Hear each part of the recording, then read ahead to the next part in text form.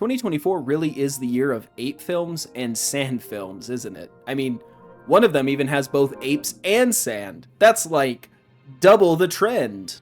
The fourth installment in the rebooted Apes franchise, Kingdom of the Planet of the Apes, is now here, and last night I was lucky enough to get an early screening of it. First off, I want to preface this review by telling you I barely saw any of the marketing for this film, and I've only seen Rise of the Planet of the Apes once, years ago. I have not seen Dawn or War.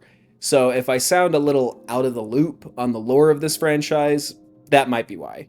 So let's get down to brass tacks. I really enjoyed this movie.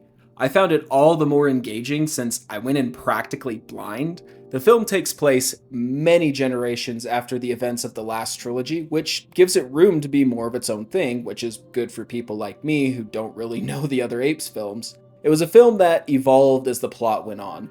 First, it starts out and feels like it's going to be a coming-of-age story where our main character Noah goes through this ceremony and comes into his own and will finally win over his father's respect.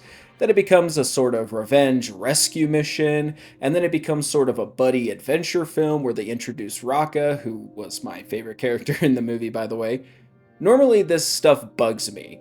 This should feel like it's unfocused and all over the place, but they very naturally pivot the plot in these new directions as they come up, and they all still come together in the end in one way or another. All of the characters range from good to great. Like I said, Rocco was my favorite, but Noah was also a great protagonist. May was an interesting view into the human's perspective in this world, and Proximus Caesar was just a delightful scenery chewer.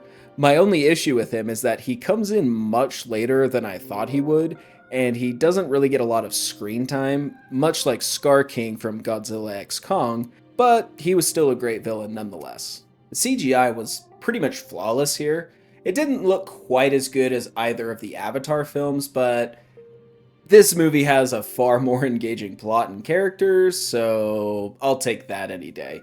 This film was directed by Wes Ball, who's going to direct the live-action Legend of Zelda film, so that actually gives me a lot of hope that that's going to turn out pretty good. If you're like me and haven't seen any of the other Apes films, or maybe you haven't watched them for a while, the good news is you will not really be lost watching this one.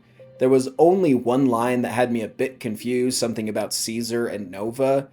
Some of you are probably laughing at me right now, but other than that, it was a very easy film to follow along with. The film does set up sequels at the end, but unlike Rebel Moon, I'm actually interested to see where these ones go.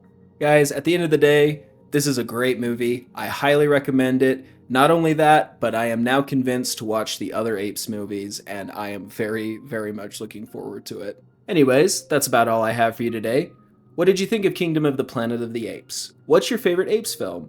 Comment below, please like, subscribe, and as always, take care.